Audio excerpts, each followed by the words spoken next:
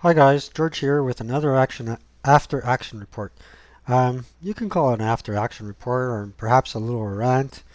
Um, you'll be the judge.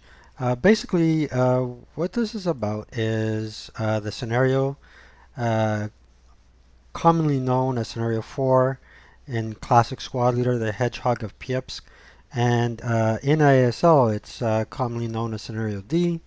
Um, and it's an attempt to of a remake of a classic squad leader um, squad leader scenario into ASL. And the actual event takes place on November 14th, 1941, at Piepsk, Russia.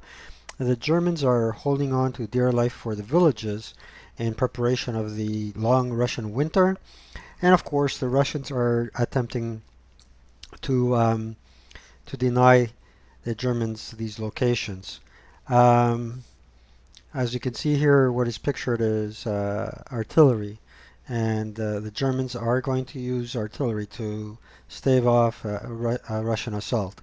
And there's 10 turns, and basically what is important to note here is that the artillery does work differently um, in ASL than it does in Classic Squad Leader. There is no 9 minus 2 leader in the ASL scenario as there is in the classical squad leader, and the Germans um, can set up a bit closer to the entry point, the Russian entry point in ASL than they would otherwise have to in a classic game. The other very profound difference is that in squad leader, I mean in advanced squad leader, the German player can deploy half squads up to 10% of its forces. Now, I'm not sure if the fractions are rounded up or down. However,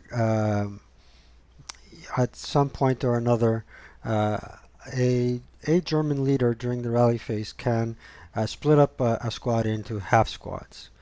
Um, and then there's another important difference that I can show you horizon right on the map. Um, the Russians don't have that luxury, and although there's a total of 32 squads here, 16 are conscript. And what does that mean? Well, for starters, a conscript squad only has 3 movement factors. 5 is if stacked with a leader, whereas a regular squad um, with a 447 has 4 movement factors, 6 with the leader, and if it ELRs, it turns into a half squad. But if this squad ELRs and breaks, it ends up being uh, disrupted, and it will be very difficult to get that squad back into the fight, providing you have enough movement factors to put them in the fight to begin with. Now let's go to the map and I'll show you the strategy that I picked right there. Okay, so this is how the game ended, and basically what I tried to do was I tried to bring some conscripts from here, and they would wiggle themselves up to here like this. Then my principal attack would come around here, and they would wiggle into the village from here. There was a bit of a problem with this strategy. First of all, like I said before, I believe, let's see, maybe we played this wrong. 1, 2, 3, 4, 5, 6, 7, 8, 9, 10, 11. Right.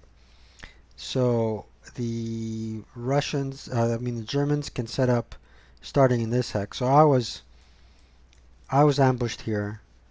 Then I was ambushed here.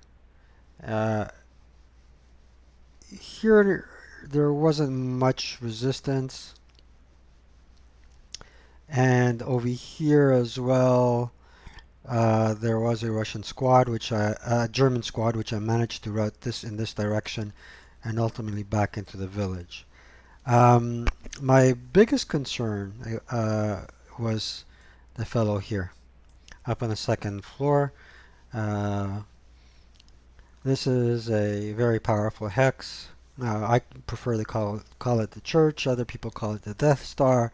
Other people call it the town hall, or yeah, or the town hall.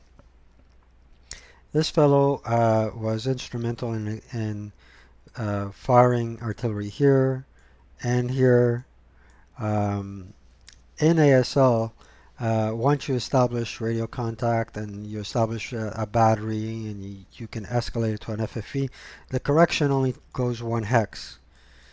So it is not like the complete randomness in the classic game where the artillery can go completely off board. As well, the conscripts that advanced eventually broke down over here. And my other line of attack was to bring forces around here.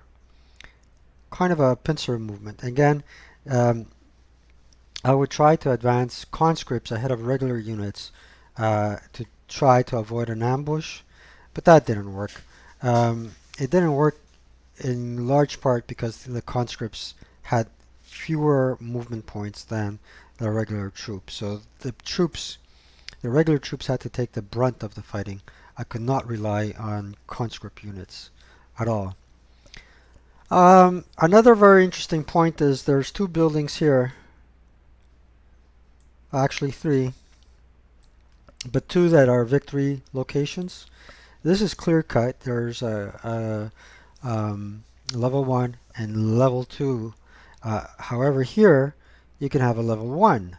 Now, what does that mean? What that means is if you have a regular Russian unit come in here or a conscript and they clear the first level of the building here, let's use a different color, here and here, um, the German player can easily deploy a half squad in the first level. So if you don't search and mop up this building and this building here, okay, you may have thought that you won the game, but you in fact lost it.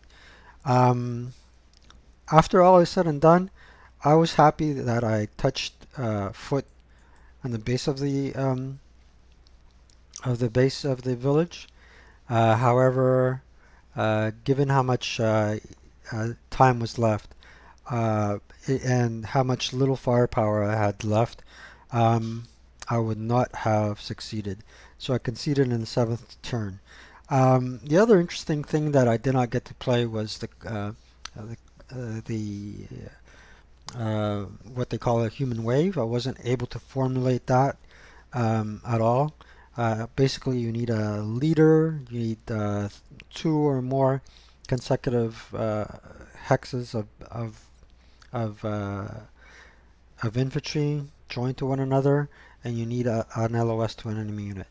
So, given this strategy, um, there was no way I was able to form a human wave and rush the village. Um, Again, given a heavy machine gun up on a second level building here, if the German player got rate, I believe they would have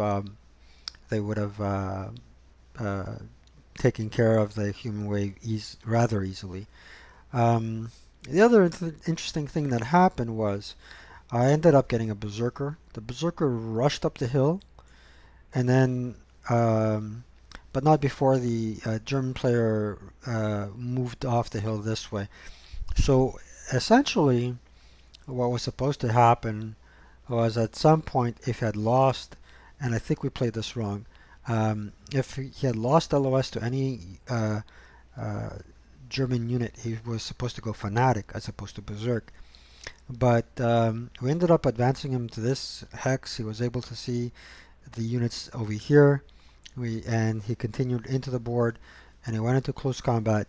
In ASL, um, morale checks do count against berserk units, and basically ended up getting eliminated in close combat where the odds were against them.